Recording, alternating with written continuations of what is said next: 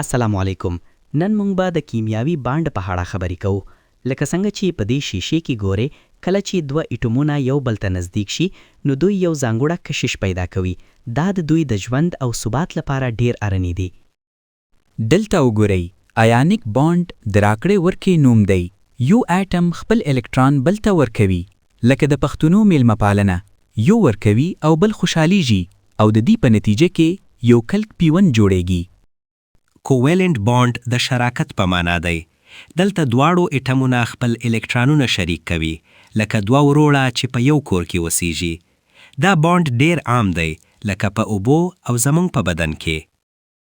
په میټالیک بانډ کې الکترونونه لکه د یو سمندر په شان آزاد غرزي. همدا وجه ده چې اوسپنه او مس پرشته تیروي. دا د یو لوی ټولنې په شان دي چې هر څه د ټولو دي. په پای کې دا ټول بندونه زموږ د کائنات بنسټ دي. لکه د پښتنو نقاشي او ډیزاین، دا آیټمونه په ډیر ښایسته ترتیب سره یو ځای شوي دي ترڅو هغه دنیا جوړه کړي چې موږ پکې اوسو.